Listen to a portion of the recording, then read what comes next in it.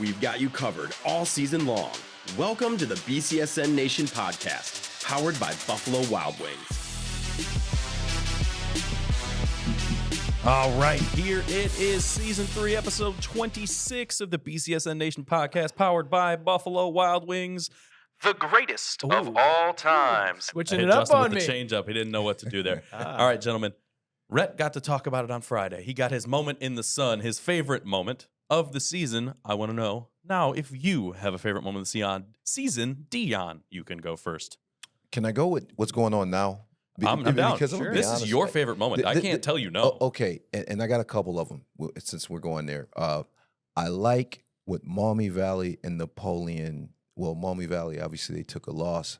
But what Spoilers. they did, I'm in Spoilers, man. What they did earlier in the season, being in the middle of the pack and then having such a good run in these districts and things like that, I think has been amazing. Same thing with Napoleon, who's still alive. Like, these are teams that really kind of flew under the radar. And now they're playing really well right now. So those are my moments. I got one more, too. Sam Wiles. Sam Wiles, yeah. Dion loves that Sam Wiles 3. I'm going to tell you why, because that was a game that we were in the studio, and it kind of seemed insignificant because there were two teams that were struggling at the time. And when he hit that big shot, you just saw, all everybody the fans light up. Yeah, I love that. I love that. That's All it right. for me. Justin? All right, I'll second the Sam Wiles. That was on January 10th. Yes. January We're thinking 20th, Blissfield and Whiteford. Keegan Thomas buzzer beater for Whiteford on the boys' side. And then on the girls' side, give me start at Bowser, start one in overtime back on January 6th. Yep. That was a key, pivotal game within the race for the City League Championship, of which Start went on to win and advanced to the regionals and ran into a really good Winton Woods team who may run into another area team in Anthony Wayne. Possibly, if both of those teams win in the state semifinals, they could meet at UD Arena for the state championship next week. All right, my favorite moment, it has not happened yet because it is this Sunday. The state finals for wrestling is my favorite moment of the winter sports season. If you have not made your way down to the shot for the finals of state wrestling, it is a spectacle. The kids come out of the tunnel. It's awesome. Love it. I'll be down there with Mark Kuntz on Sunday. You'll hear more about that on Sports Nightly on Sunday and later on in the show maybe. How about that? But now we've got a show, all right? We got our game of the week. We've got a clip of the week. We'll take you back to some last week action and get you ready for what's going on this week, as well as some action from last night. Plenty going on. Make sure you're here every single Wednesday for a brand new episode of the BCSN Nation podcast, 4 p.m. every single week. Anywhere you get your podcast, on BCSN, on bcsnnation.com/podcast. And make sure while you're there, you follow at BCSN Sports across all social media platforms. But it is time to get into it.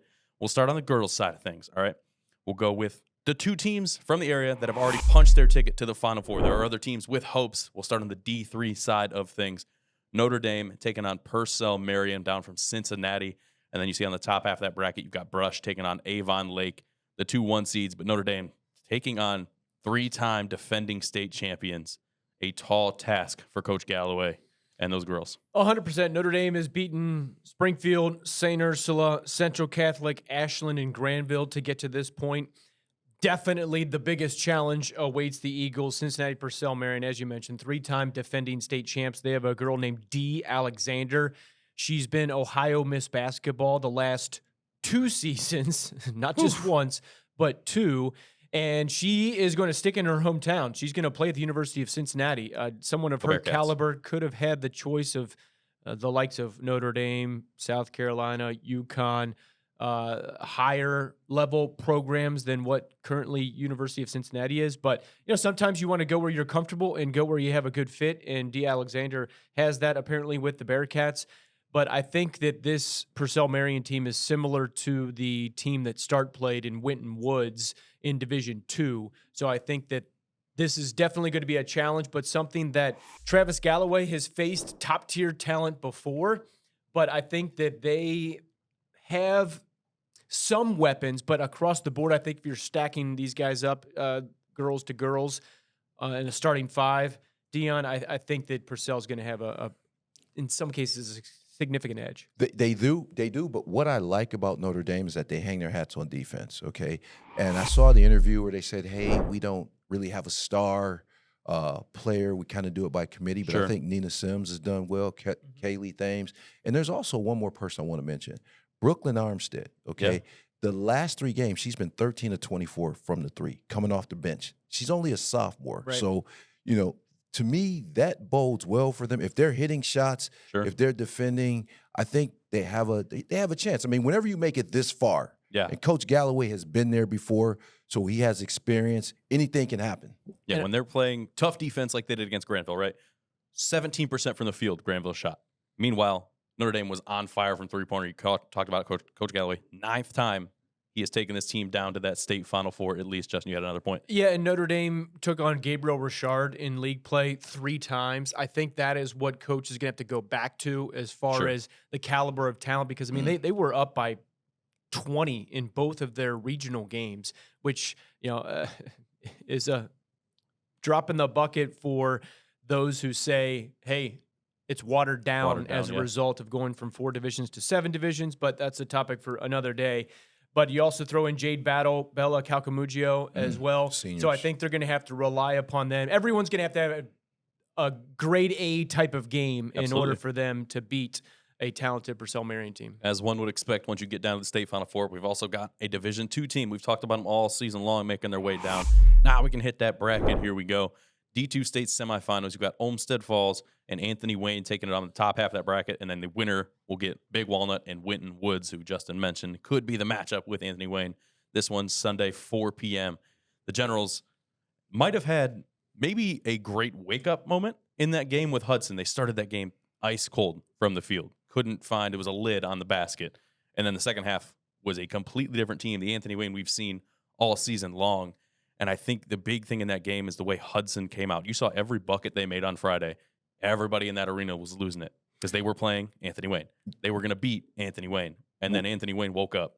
Well, it's like you said, if you watch the first half, they seemed a little sluggish defensively, okay? Because, when you watch the game, Hudson, they were getting backdoor cuts and things of that nature. However, I think they went in at halftime, because this didn't look like the Anthony Wayne team we've seen. No. Let's be honest about it. But you need a game like this, and I always say that. You need a game, a close game, yes, to get over it and get to it. But that second half, they came out like Anthony Wayne comes out, and that's what we've seen all year. And they did what they do, and they end up winning the game. Stifling defense, forcing turnovers, and then you have Leah Pike getting into it, turning into a superstar in that game. And then, of course, you have Brooke and Elise Bender making plays throughout the way, Justin. Yeah, and they're 23-2 now, and their 2 losses are to top-tier caliber teams. Absolutely. And, Deanne, we've talked about it, how Leah Pike, it was great for her, in my estimation, to be the star of the game because she has played, unfortunately, second fiddle to 2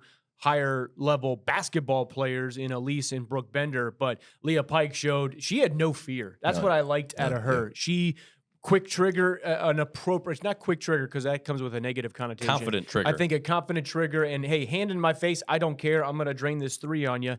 And she did that kind of when her team needed her the most. And keep in mind, she's had the competitive level at the volleyball stage in the fall. So she's been in a pressure cooker situation. So nothing new for her.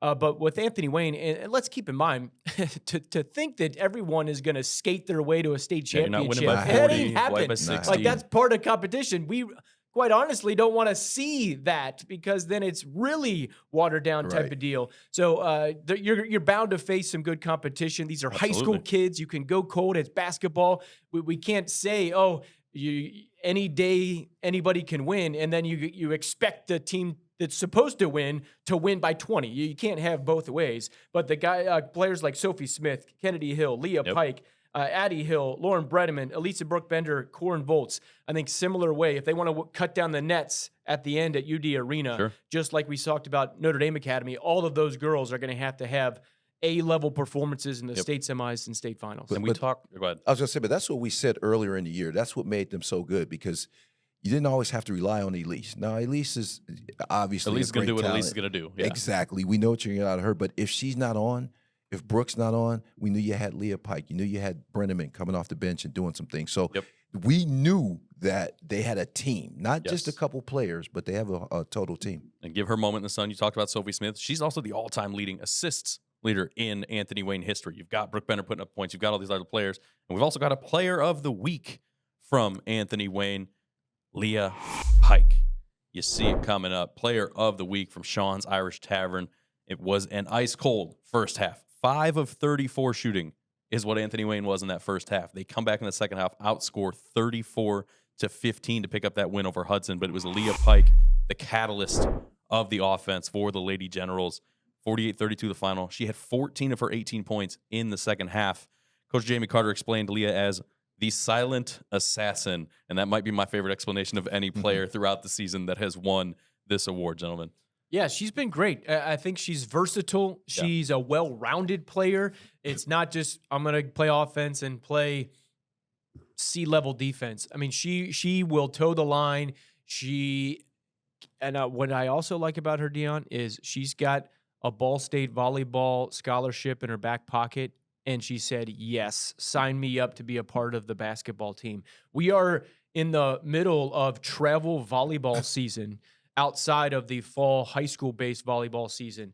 And she still said, nope, I want to be a part of this basketball team because she thinks that this could be a special hallmark milestone type of team. Sure. And so far, so good. Absolutely. And you have to think about it as well. You know, at this level, you want to play with your friends.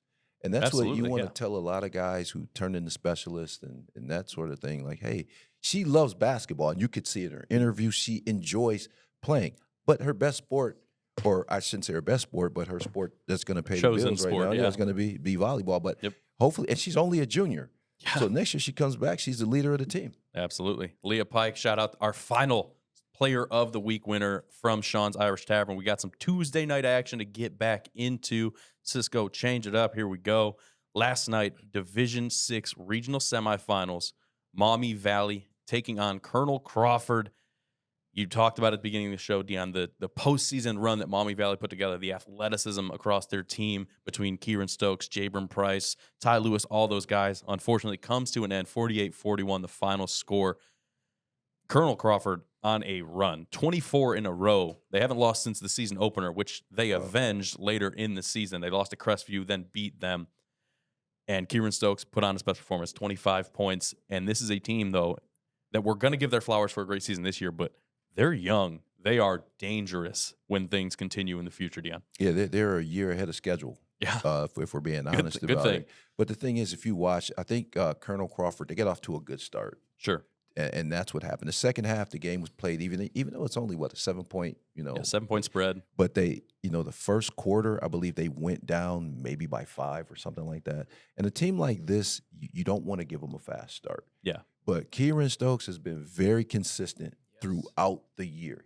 Every game he showed up and he's done what he was supposed to do. And to be that young and to be such a great leader, he has a great future ahead of him. Yeah, between him, Say Robinson, Jabram Price, a lot of things looking great for the future, Justin. Yeah, Ty Lewis, Nasir Wilson, Say Robinson, like you mentioned, Coach Dante Fleming at the postgame. He didn't look like someone who was totally distraught and frustrated. Yes, you expect and or want to win, but you're taking on a team who's now won 24 games in a row. Yeah, exactly. And a more experienced team as compared to Maumee Valley Country Day. So you have that component, 1, and then 2, you guys have echoed it with the young inexperience factor, and they took leaps and bounds jumps this year as far as that experience factor. Absolutely. And this is a team that played in the heart of the TAC race with Toledo Christian and Ottawa Hills, to a certain degree, Emmanuel Christian for at least a portion of the regular season, and they were the last team standing from the TAC. So that is something that you can take away from this season. And Kieran Stokes, you can't say enough about him. He was one of our top 30 first team all BCSN watch Player list of the Week winner. Nominees, and he just missed out on making it into the top 10. So he's a player, if he sticks with it, someone who I think will be continuously in our watch list and further along from 30 to 10 to potentially 5. But Dante Fleming, he said it. He said, we expect to be back here next year. And to say that when your season's ending, not knowing, your team, but maybe not necessarily knowing all the teams that you may face in a bracket style next winter, is saying something. And in many cases, I believe him, just because as a coach, you know your team better than anybody else. So as long as you know that you guys got committed to come back to this school and continue to work hard and put in the work outside of the basketball season, there's a brighter future ahead. All right, so congratulations again to Maumee Valley. A great season. Falls in the regional semifinal to another great team. But now we got a clip of the week. Let's get it, Cisco. Clip of the week brought to you by Renewal by Anderson. Hit the white. All right, we're going back to Saturday, a district final in D2. Look out. The Foster boys are at it again. Whew. That's why they both were on my Hoopy Awards. There you go. And I'm going to be honest with you. This might not have been the best one. I was about to say that. This probably was not the best dunk. He had one, a lob, where he caught it, looked away, and then dunked it. But he's been doing that all year long. Well, yeah, I don't agree with the tech either, Willie. Thank you. That one, Yeah, you're going there, Justin. I will hop on my stinking soapbox again. It's just his momentum. Are we there? We purchased tickets to be entertained. Are you not entertained? We put this on TV to be entertained. But there's a guy right up under him, too. Correct one. You got to collect yourself.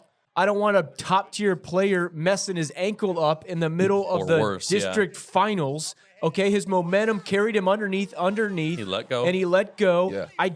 It needs to, quite honestly, it's to the point, guys. One, there's a handful of people in the entire state of Ohio who can do this, okay? And he did it so that's 4 times probably out in the Two, for it to be this prevalent problem across the state of Ohio, give me a break. I want okay? you to watch him, too. He's looking. Watch, after this. Okay, let me make sure nobody. Yes. I'm not okay? gonna land It on the wasn't ball. aggressive. He didn't do a chin up or a pull up on it. Right. That is, okay? So a message from the OHSA, from the BCSN Nation podcast to the home base in Columbus, OHSA. Get a hold of this with your state officials and stop this, okay? There's a little bit of objectivity. It doesn't have to be, okay, he hung on the rim for 1.7 seconds. Right. Assess it as an adult instead of saying, oh, mandatory tech if he held onto the rim and didn't flush it down every single time. Give me a break. Views expressed by Justin Feldkamp do, love in it. fact, reflect the opinions of They do. BCSN. My Lord. I'm agree with you on that, Justin. Yes. It's tough to hand that one out. Like you said, there's somebody behind him. His momentum carries. And look Cisco at the and I talked score. about it before. Exactly. He didn't pull his chest up. He didn't flex on anything. The kid just, his feet swung. You want him to let go and pray for the best? 34. So why? I don't care if it's a blowout or if it's a Agreed. tight game with a 0.4 seconds left. It doesn't matter. Quit calling stupid technical fouls on kids' athleticism. There you go. Take that, OHSAA, and take that rim. Willie Foster doing it all season long. Hopefully does it a handful more times tonight. They will take on Winton Woods in their regional semifinal. Make sure you check out more clips just like that one over on our TikTok at BCSN Sports. But now it's time for the final student section of the week. I'm just kidding. It's time for student section of the season. Cisco, you got a graphic for me. Here we go. The 10 winners are on your screen. Somebody is keeping that chain you see in the graphic. St. Francis, Maumee Valley, Springfield, Notre Dame, TC, Whiteford, Southview, Northview, Perrysburg, Central Catholic are winners for student section of the week. Now you are all in the running to keep that chain. You got to send us your best of the best. It's on the chain. Hashtag SSOTS. What's your best? Send it to us, Justin. I love the spreading the wealth here. There's a ton of Catholic schools, ton of NLL, Small Cardinal, schools, NLL, big schools. Buckeye division on there, Toledo Christian, and the TAC Toledo Christian, a former Back-to-back winners. Yes, correct. They've won in the fall and/or winter in the last few years. Last 2 winter seasons. So a lot of valid, worthy nominees from the entire winter season. TC, you want to go back-to-back with a three-peat, you better send us hashtag SSOTS. Everybody wants the chain. Give it a home. We want to give it a home thanks to Unison and the Mental Health Recovery Services Board of Lucas County for the chain. But now it's time to look forward in time. Thursday night, St. Francis and Loveland. St. Francis, the 4 seed, taking on 3 seed Loveland, 7 p.m. right here on BCSN Plus in the regional semifinal action. And to get to this point, St. Francis had an amazing game taking on St. John's. We saw those 2 games go back-to-back earlier in the regular season in back-to-backs, and St. Francis said, no, we got this. They were the better team in a landslide to beat St. John's to get to this point. We saw some things with the lineup that St. Francis did. They went big.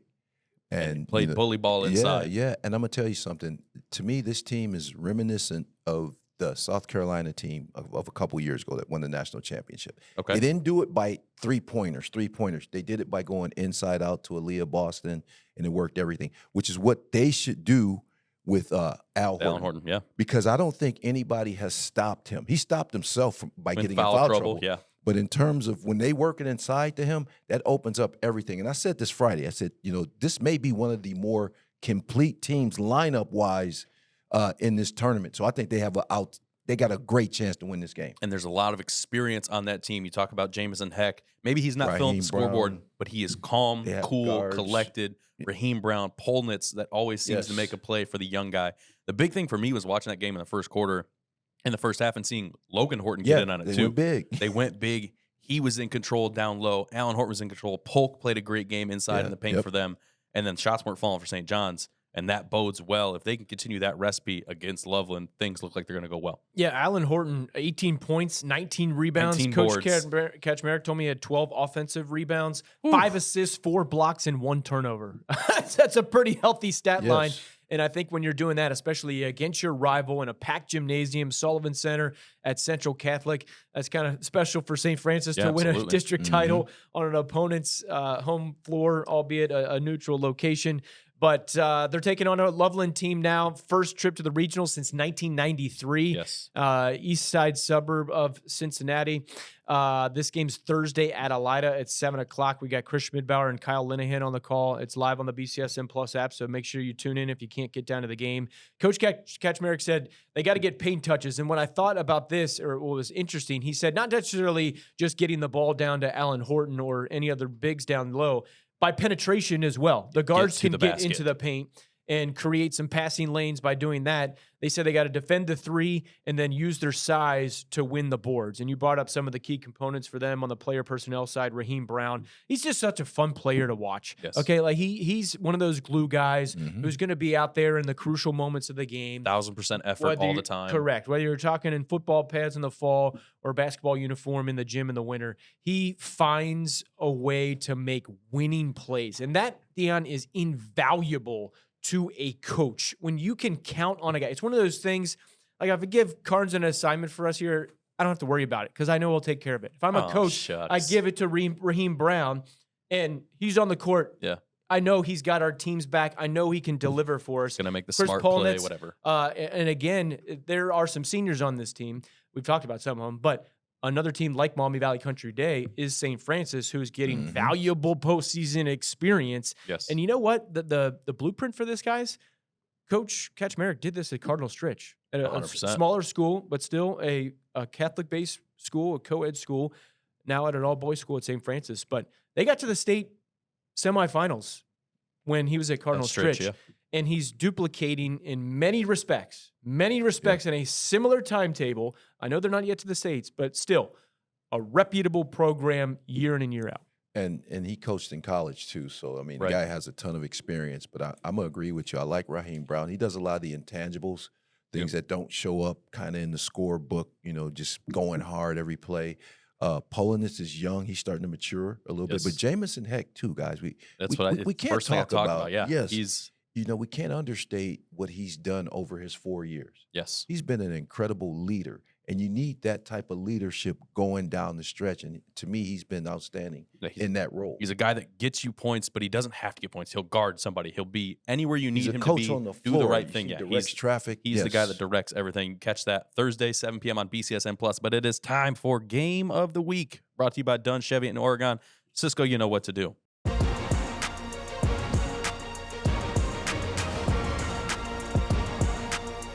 Division III regional semifinals, a fun one. Central Catholic, Lima Shawnee tonight at 8 p.m. on BCSN Plus. If you're not watching it there, you better head your butt to Savage Arena and check this one out because it is going to be a fun one. Central absolutely dominant over Southview to get to this point. Forced 24 turnovers, an 81-46 win over the Cougars. And Lima Shawnee, one of the few teams we've seen put it to Lima Senior this season, an 80-66 win over Lima Senior. And Justin likes transitive property. Things do not bode well for Central Catholic if this is played based on transitive property. 80-66, they beat Lima Senior, did Shawnee. Central lost 76-62 to Lima Senior. Transitive property not in their favor, but this is a different Central team. We've talked about the last few weeks that was playing than they did when they played Lima. Listen, when they played Lima, and I'm talking about Lima Shawnee, I think a couple guys were hurt in that game. Yeah, Jaquel Cotton did not play that game. And listen, Central, they're fully loaded. And there's a guy I want to talk about right now, Crothers. Kendall Carruthers, yeah. Or not Kendall. He is a human eraser in that paint. You know, he's a guy that we don't talk about much because Central's so loaded up. You know, we know about Mac Russell. We know about Kennard. We know about Johnson, Wardrop, and the rest of the gang. Sure. But Crothers has been a key piece to me. You know, he's about 6'7", long arms. When he's playing, because he was hurt too. So he seems to be healthy. Johnson is back. When they are loaded up, this is as tough a team as anywhere in the state. Absolutely. Kendall Crothers, the lethal Lethley for the UT women's basketball Her team. brother. Caden Crothers has been doing it for the Irish down on Cherry Strip. But Coach Mike Floyd, he told me that they got to get back on transition defense against a quick and speedy Lima Shawnee team. They got to guard the three-point line. They got to rebound that on the offensive side, get the ball in the paint, just like we talked about with St. Francis. And then Central's also got to not settle for quick jumpers. I think sometimes throughout the entire course of the season, they have relied upon in what I kind of call a lazy shoot first type of mentality as opposed to working for a better and more open shot and then limit turnovers. That could be said for every single sport. But we got Mason and Darren, our A team, on the call for this one. Absolutely. And I think that this is a game where it's legit. It's best v best type of deal. Mm-hmm. They earned their way through the districts, and this is a team that has a shot. Both of these teams, I think, have the track record, the talent, the personnel, the coaching staffs to go on beyond just this regional semifinal game, who could find themselves in a neutral site location in the state semifinals and then possibly all the way down to UD. And what about that Catholic League that we talked about that sharpened them up? Same thing with St. Francis. Battle hardened. They're right. They got Ginsu Sharp, you know, playing in that schedule. Absolutely. So, and they look great against Southview. They took Southview apart. You gotta understand, Southview was on a roll. What they did to Rogers, I thought it was going to be a closer game. Yeah, absolutely. Pulled them apart. We'll see this one tonight on 8 p.m. at 8 p.m. on BCSN Plus, or make your way to Savage Arena. Go check this one out. A huge matchup in the Division III regional semifinal. At Savage? 8 p.m. 8 p.m. Okay, that's 8 p.m. Okay. Look at the screen, Dion. Well, I thought that was on us. I didn't know if that was actual. It's live on the app, baby. Live on the BCSN Plus app. We'll tell Dion how this thing works in the meantime. 30 seconds for Buffalo Wild Wings. We'll be right back. I've saved so much money enjoying Buffalo Wild Wings BOGO half-off traditional wing Tuesdays. I can finally afford everything I've ever wanted in life. Wings. All I ever wanted was more wings. So yeah, buy one, get one half-off traditional wings is the perfect deal for me and my lifetime yearnings. I value it more than literally anything. Buffalo Wild Wings. Let's go sports bar. At participating locations, not valid with other offers or discounts. See website or app for details. Ooh, we might have needed a full hour-long special for everything we got going on. We got a Midas Games list. Here we go. Tonight, we also got the Walleye on BCSN, but we've got Lima Shawnee and Central Catholic. We just talked about Lutheran West and Sandusky, an Erie-based game. And then tomorrow night, Loveland, St. Francis we talked about, but also Napoleon. Dion, you talked about it at the start of the show. A great run for Napoleon to get where they are now, taking on a very tough Jonathan Adler team on Thursday at 8 p.m. Yeah, I mean, and they're playing with house money right now. Nobody expected them to get this much far. like football season. You saw them just make a run. And the competition, it's another thing, right? They're playing bigger schools all season long, and then they get down to this D4 level, and they're like, oh, they don't bang on us the same way as Southview team does or whoever else they've played. Walleye tonight, special green St. Patrick's Day themed jerseys. That game that Central Catholic, it's at 8 o'clock, Dion. 8 o'clock. Thank you. On BCSN Plus. Lutheran West Sandusky's at 6 o'clock. So the winner of that Lutheran West Sandusky gets the winner of Lima Shawnee Central Front Catholic. That game will be Saturday at Savage Arena. So we could get BCSN Toledo versus BCSN Erie if we get Central and Sandusky. Loveland, St. Francis we talked about, and then Napoleon playing right at the right time. A top-tier talent, and Napoleon keep the train rolling, baby. Also, you've got St. Francis playing in a state semifinal, taking on St. Ignatius this Saturday at Slater Family Ice Arena down in BG. And, of course, I mentioned at the beginning of the show, Mark and I will be down in Columbus to check out the state wrestling tournament. 71 Toledo area boys qualified. 23 Toledo area girls qualified for the state tournament in Columbus. And, of course, Marcus Blaze looking for his 4th becoming, I think, the 38th ever to do 4-time state championships. I'm going to give a shout-out to boy A.J. Dubendorfer at Whitmer, one of the kids I coached at the junior high state tournament when he was there. That's it. That's all we got for today. We'll wrap that thing up. We'll be back next week to recap all of this state caliber action on a new episode of the podcast. Follow at Justin Feldkamp, at Thompson Jiu-Jitsu, and of course at BCSN Sports. We'll see you next week.